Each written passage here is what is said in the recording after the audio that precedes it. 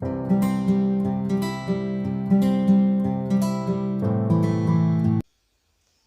Name is doctor Savitri Chaudhary और हम आज इस वीडियो में लेकर आए हैं व्यक्तित्व का मापन करने के लिए, या अगर हम बात करें समाजशास्त्र की तो उसमें जो कुछ प्रयुक्त विधियां होती हैं उनकी, तो हम आज लेकर आए हैं प्रश्नावली कि प्रश्नावली क्या होती है, प्रश्नावली के कितने प्रकार होते हैं। चलिए थोड़ा सा प्रश्नावली के बारे में जान लेते हैं। सबसे पहले अगर हम बात करें तो 1918 में चलते हम R.S. वुडवर्थ, जो अमेरिका के रहने वाले थे, उन्होंने प्रश्नावली का निर्माण किया। क्या होती है प्रश्नावली? जैसा कि इसके नाम से मालूम है, इन शब्दों से मालूम होता है, प्रश्नावली होती है प्रश्नों की श्रृंखला, प्रश्नों की आवली। जो प्रश्नों की आवली होती है उसे प्रश्नावली कहा जाता है। व्यक्तित्व का मापन करने के लिए या व्यक्तित्व के किसी भी पक्ष का मापन करने के लिए प्रश्नावली का प्रयोग किया जाता है। प्रश्नावली को डाक, तार, मेल आदि किसी भी माध्यम के द्वारा प्रश्नावली जिससे भरवानी है उसके पास भेजा जाता है और यह आदेश दिया जाता है कि आप तुरंत इस प्रश्नावली को भरकर भेज दें। एक और बात है कि प्रश्नावली को भरने के लिए बाध्य नहीं किया जाता, मतलब अनिवार्यता नहीं होती कि आप प्रश्नावली में जितने भी प्रश्न हैं उनको करके भेजें। प्रश्नावली में किसी भी व्यक्तित्व से संबंधित किसी भी एक पक्ष के प्रश्नों को शामिल किया जा सकता है।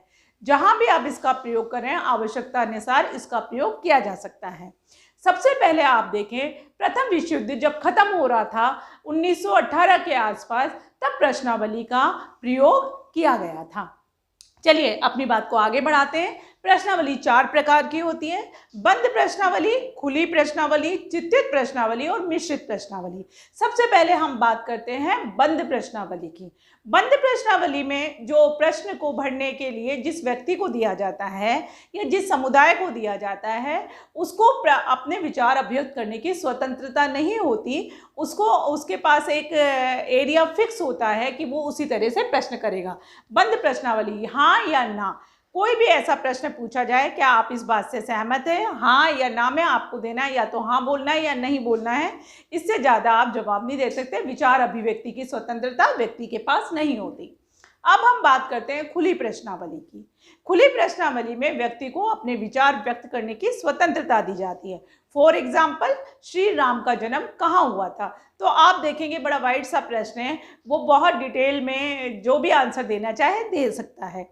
फिर हम अब बात करते हैं चित्रित प्रश्नावली की। अभी जब हम बात कर रहे थे बंद प्रश्नावली की और खुली प्रश्नावली की, तो शिक्षित व्यक्तियों के लिए ही इसका उपयोग किया जा सकता है, क्योंकि इसमें शब्द होते हैं, वाक्य होते हैं और पढ़ना जरूरी होता है। फिर हम बात करेंगे चित्रित प्रश्नावली की। चित्रित प्रश्नावली में चित्र बने होते हैं।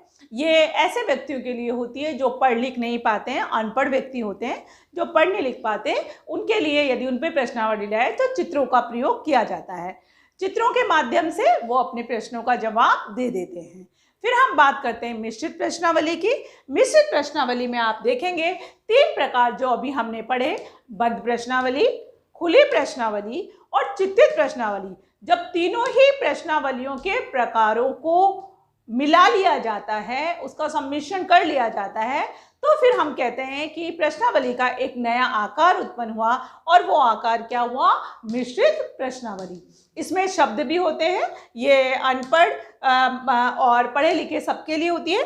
तो आप देखेंगे इसमें सभी प्रकार के प्रश्न होते हैं, ऐसे भी जिसमें कुछ ऐसे प्रश्नों का समावेश किया जाता है जिसमें विचार अभिव्यक्ति की स्वतंत्रता नहीं दी जाती, और उसमें कुछ ऐसे प्रश्नों का समावेश किया जाता है जिसमें विचार अभिव्यक्ति की स्वतंत्रता दी जाती है। फिर आप देखेंगे उसमें कुछ ऐसे भी प्रश्न समावेशित किए जाते हैं जो चित्रों के माध्यम से जिनके आंसर होते हैं। तो हमने बात की अभी प्रश्नावली की, ये एक तरीका है, एक विधि। हमने बात की प्रश्नावली की, बंद प्रश्नावली, खुली प्रश्नावली, चित्रित प्रश्नावली और मिश्रित प्रश्नावली।